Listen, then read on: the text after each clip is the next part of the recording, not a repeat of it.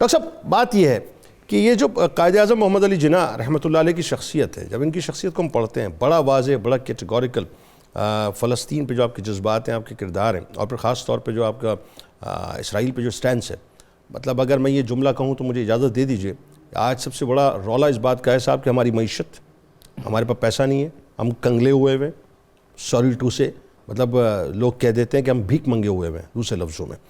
تو قائد اعظم علیہ الرحمہ نے تو موزہ خریدتے وقت یہ فرما دیا تھا کہ ایک غریب ملک کے گورنر جنرل کو یہ زیب نہیں دیتا کہ یہ موزہ پہنے، 1.5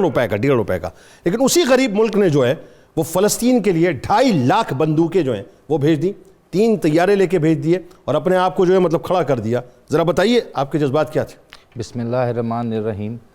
جنید بھائی، سب سے پہلے تو آپ کا اور چینل کا میں شکریہ ادا کروں گا کہ آپ نے آج مجھے قائد اعظم محمد علی جناح علیہ الرحمہ، جن کو میں محمد مصطفیٰ سرور دو جہاں حضور اکرم صلی اللہ علیہ وآلہ وسلم خاتم النبیین کا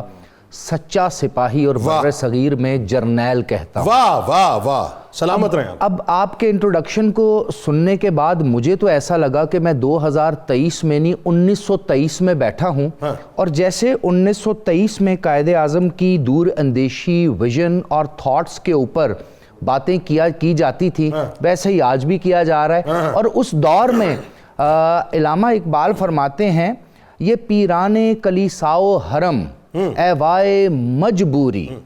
سلا ان کی کدو کاوش کا ہے سینوں کی بے نوری۔ جب آپ کے سینے بے نور ہو جاتے ہیں اور آپ بڑی زیادہ کوششیں کرتے ہیں لابنگ کرنے کی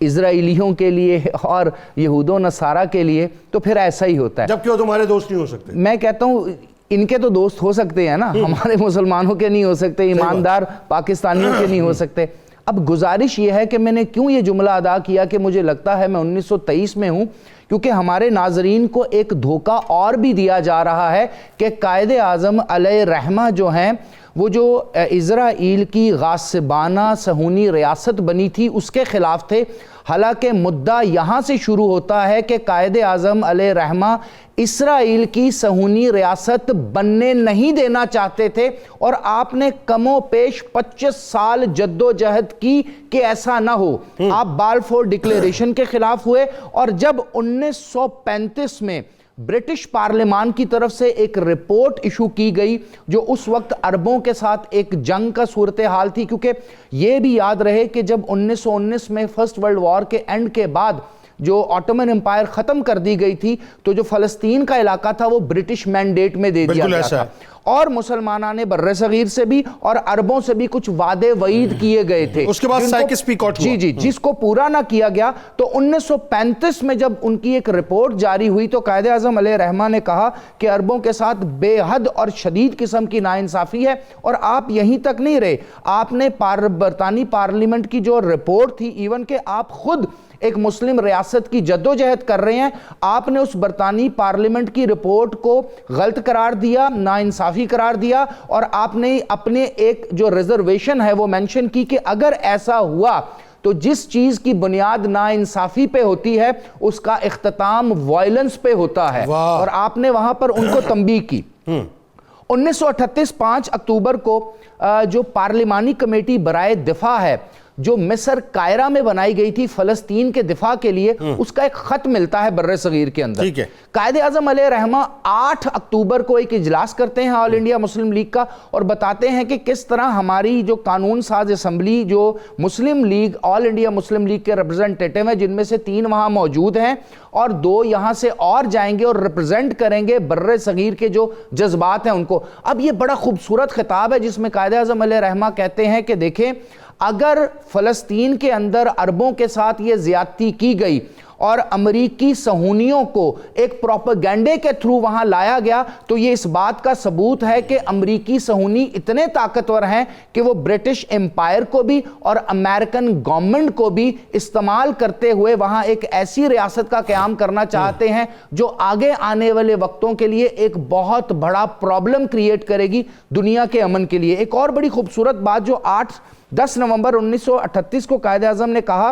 کہ بڑے ہی پختہ طور پر پین ہندوستان، پین انڈیا بر صغیر کے اندر مسلمانوں نے احتجاج بھی کیا ہے، مسلمان سفارا بھی ہو چکے ہیں، اور ہم یہ میسج دینا چاہتے ہیں راج برطانیہ کو کہ اگر انہوں نے ابھی بھی سبق نہ سیکھا اور کسی ایسی چیز کی بنیاد ڈال دی تو آنے والے وقت میں پوری دنیا کا جو امن ہے وہ برباد ہو سکتا ہے۔ جس طرح کہ اس وقت ہٹلر جو ہے وہ ایٹراسٹیز کر رہا ہے، جس طرح کہ اس وقت سیکنڈ ورلڈ وار شروع ہوئی ہے، اور ٹھیک 2 سال بعد قائد اعظم علیہ رحمہ نے کیا فرمایا؟ 2 سال بعد قائد اعظم علیہ رحمہ فرماتے ہیں کہ جس طرح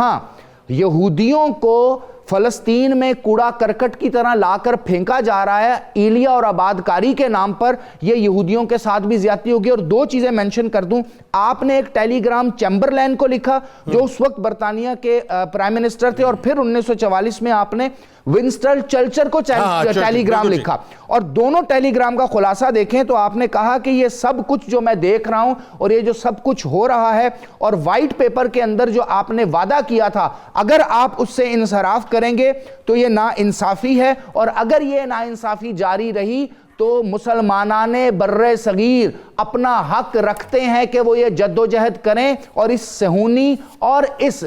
جو کہتے ہیں اللیجیٹیمیٹ ریاست کو ہم قبول نہیں کرتے۔